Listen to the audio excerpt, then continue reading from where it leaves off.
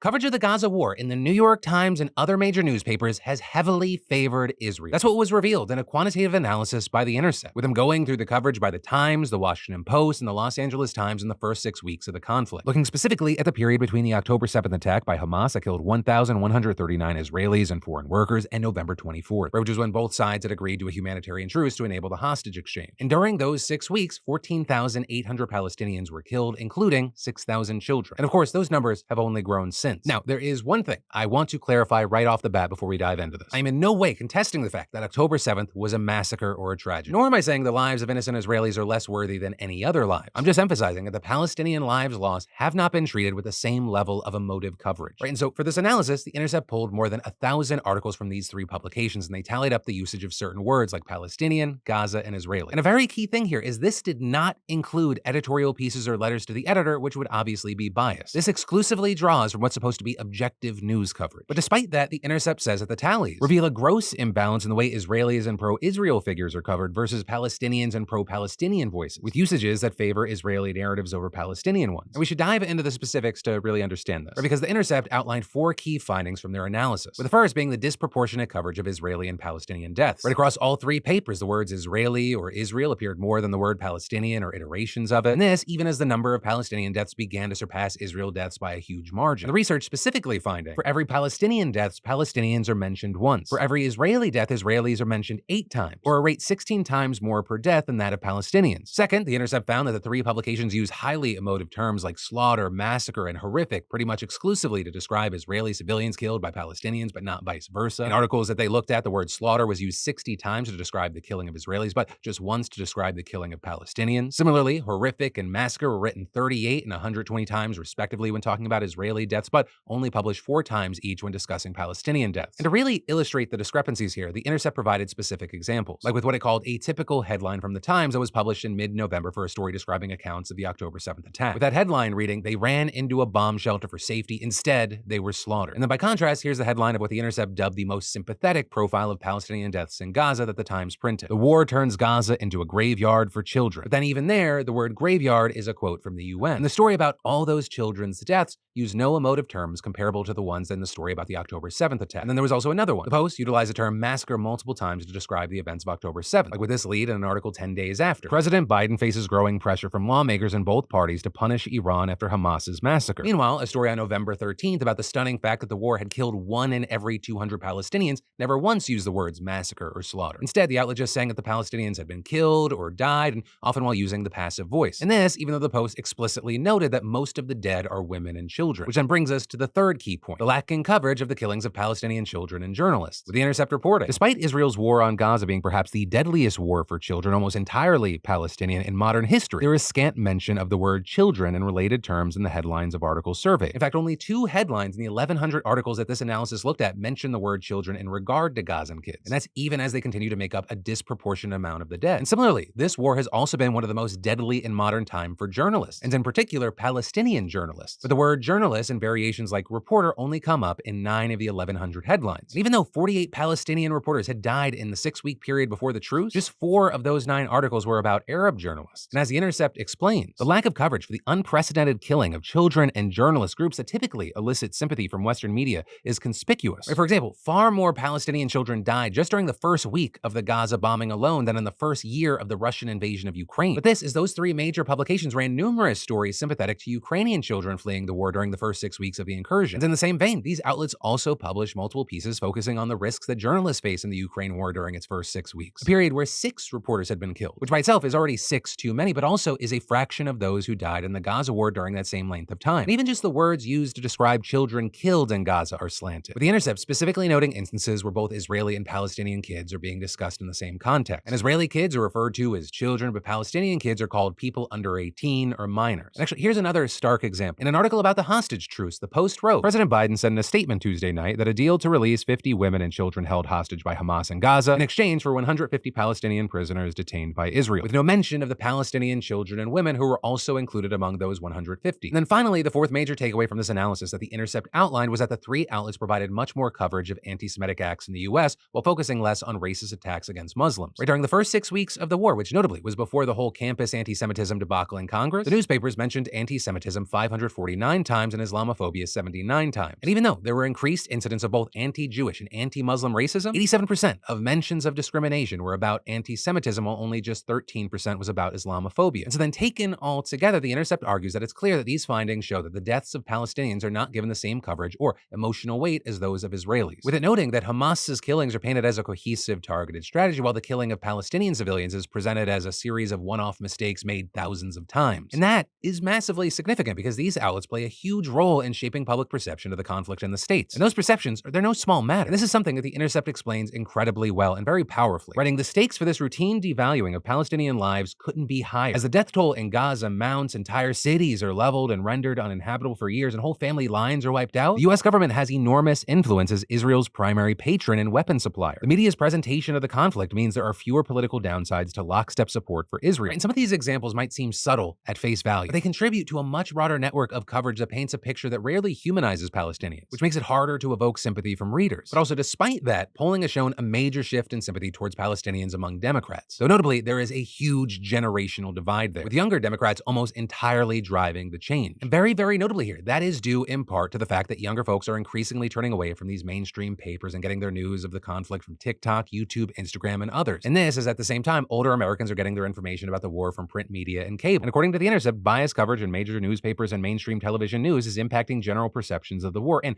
directing viewers towards a warped view of the conflict. And all that has created this situation where you have politicians and talking heads trying to discredit the shift in pro-Palestine views among young folks as social media misinformation, even though in reality this analysis shows that they're getting a slanted picture from their sources. But with all that said, I now want to pass the questions off to you. What are your thoughts and experiences with really any aspect of what we're talking about today? Especially with what have your experiences been with different generations or people that use different news sources? Because while it's always been the case to a certain degree, it does feel like more than ever people have a drastically different understanding of what the reality is. It feels like more than ever people are fragmented regarding even what the starting reality of a situation is.